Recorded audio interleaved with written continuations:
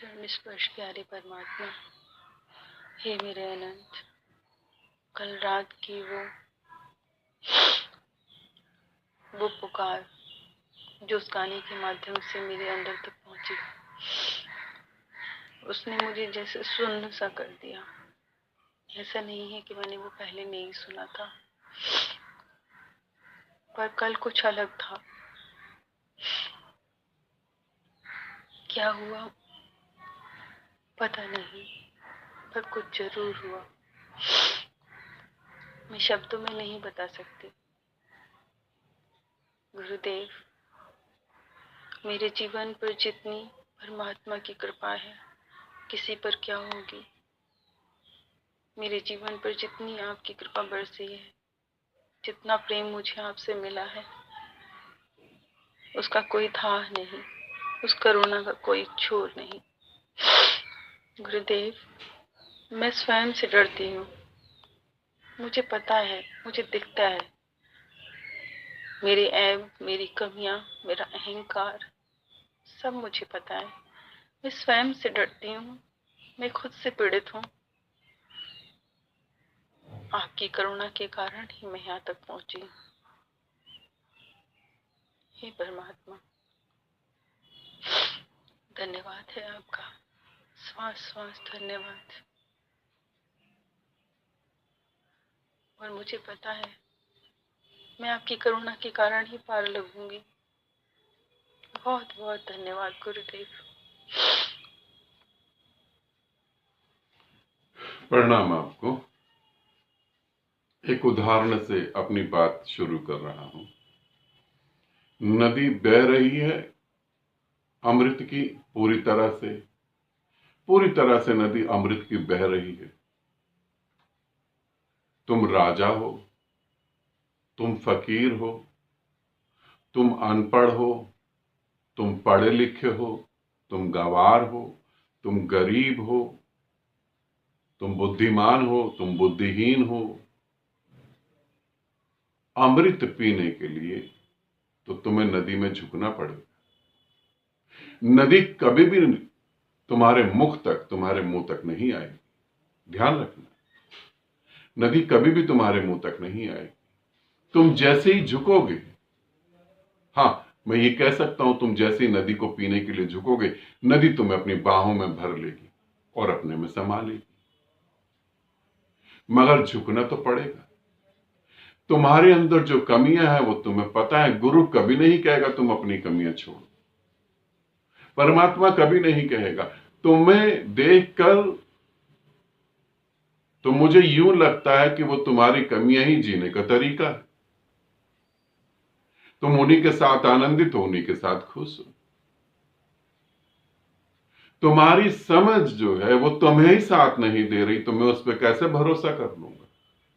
एक आदमी के सामने मैं गंदा पानी रख देता हूं, बिल्कुल गंदा पानी, और एक गिलास में साफ पानी रख देता हूं। कांच के 2 गिलास रखे हुए हैं। वो कहता है मुझे पता है कि साफ पानी पीने से मैं स्वस्थ रहूंगा, साफ पानी पीने से मैं अच्छा जीवन जी सकता हूं, और वो पानी का गिलास उठाता है गंदा। ये कैसे हो सकता है? थोड़ा सोचो, ये कैसे हो सकता है? मैं तुम्हें ही कहूं कि ये गंदा पानी है, गंदगी से भरा है, ये साफ पानी है। अब तुम कौन सा पानी पीना चाहोगे? तुम बोलो साफ पानी के तो बहुत शास्त्र पढ़े लिए हमने, आपकी करुणा से साफ पानी को हमने जान लिया, मगर पिएंगे तो गंदा ही। ये कैसे हो सकता है? और मैं तुम्हें नहीं कहूंगा कि तुम साफ पियो या गंदा पियो। मैं तो 2 गिलास तुम्हारे सामने रख दूंगा। असत्य क्या है वो तुम जानते हो, सत्य क्या है वो भी तुम जान चुके हो। फिर भी तुम कहो मैं अपनी कमियों के कारण रुक रही हूं, या मैं अपने कमियों के कारण रुक रहा हूं। मैं तो यही जानता हूं, उसमें तुम्हें आनंद है, उसमें तुम्हें खुशी है। कैसे जलते हुए भवन में, कैसे जलते हुए मकान में एक आदमी बैठ सकता है? चिता सजाई जा रही है, तुम्हें दिख रही हो ना दिख रही हो, चिता सजाई जा रही है, लकड़ियां लाई जा रही हैं,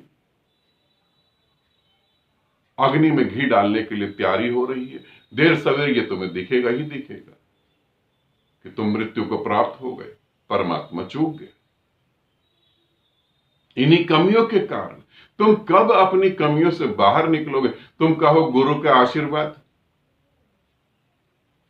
गुरु के आशीर्वाद से हम कमियों से बाहर निकलेंगे, तो तुम गलत फहमी में हो। गुरु ने कमियों में थोड़ी ना तुम्हें डाला था, गुरु ने थोड़ी ना कहा था तुम कमियों में जाओ। गुरु ने तुम्हें नहीं कहा था कि तुम शादी करो, बच्चे करो, पति पत्नी, ये सब गुरु ने नहीं कहा था। जब तुम छोटे थे तब गुरु ने तुम्हारे आत्मा से शब्द उठे थे कि मैं यहां क्यों हूं, यहां किस लिए हूं, यहां मैं क्या कर रहा हूं। जीवन को तुमने सहज छोड़ दिया और जीवन में घास फूस उग गई, कमल तो नहीं खिला। जब हम जमीन को खाली छोड़ देते हैं, घास फूस अपने आप ही उग जाती है, जैसे आदमी के जीवन में वासनाएं अपने आप आ जाती हैं। इसे ध्यान रखना। तुम्हारे कारण मुझसे मिल नहीं पा रहे, और इन कारणों से तुम ही मुक्त होगे।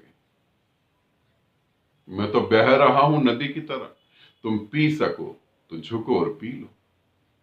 आज जिन्हें तुम नहीं छोड़ पा रहे, तुम्हारी सांस रुकने के बाद उस घर में, जिस घर में तुम रह रहे हो, तुम्हारी सांस रुकने के बाद तुम्हें 24 घंटे घर में नहीं रखेंगे ये लोग। ध्यान रखना। तुम जिस शरीर के साथ हो, उस शरीर को 24 घंटे घर में नहीं रख सकते। ले जाके आग में जला कर रख देंगे, राख कर देंगे। किस भ्रम में हो, इसे समझना। अपने कारण से असत्य को पकड़ के बैठे हो, सत्य को छोड़ते जा रहे हो। एक एक सांस कम हो रही है, एक एक सांस खत्म हो रही है। समझो, मेरी करुणा के कारण तुम यहां तक पहुंचे, मैं ये नहीं कह सकता। तुम अपने समर्पण के कारण उन चीजों को समझ के वहां तक पहुंचे। अब आगे की यात्रा भी तुम्हें अपनी समझ से करनी है। मैंने देखा है अपने साधकों को और साधकों को, परमात्मा के ठीक सामने खड़े हैं और बच्चों की और पति की चिंता में और पत्नी की चिंता में परमात्मा छूटता जा रहा है। और ध्यान रखना, मन तुम्हें एक भ्रम दे देता है। मेरी एक साधिका है, 5 दिन और साधना करती तो वो परमात्मा को उपलब्ध हो जाती। आज उस अनुभव को वो पकड़ के बैठी है, जबकि अब अनुभव जैसा कुछ भी नहीं है। अब वही काम वासनाएं है, वही क्रोध है, वही ईर्ष्या है, वही सब कुछ है, मगर वो पकड़ के बैठी है कि शायद मैं अब हो जाऊंगी बस। वो तो बहुत दूर चला गया। मन बहुत चालाक है, तुम्हें धोखे में रखता है। और ये तो बड़े से बड़ा दुर्भाग्य है कि जीवित गुरु के साथ होते हुए भी चूक जाओ। परमात्मा को ना कह पाओगे कि तूने हमें पुकारा नहीं, तूने हमें गले नहीं लगाया, तूने हमारी आवाज नहीं सुनी, तूने हमें कुछ बताया नहीं। उसे शिकायत तो नहीं लगा पाओगे। अब तुम जागो, होश में आओ, और जिस चीज को करने के लिए बार बार जन्म ले रहे थे उसे करो। बाकी सब तो कितने जन्मों जिया तुमने। आनंदित रहो, सदा खुश रहो। बहुत बहुत प्रेम आप सभी को।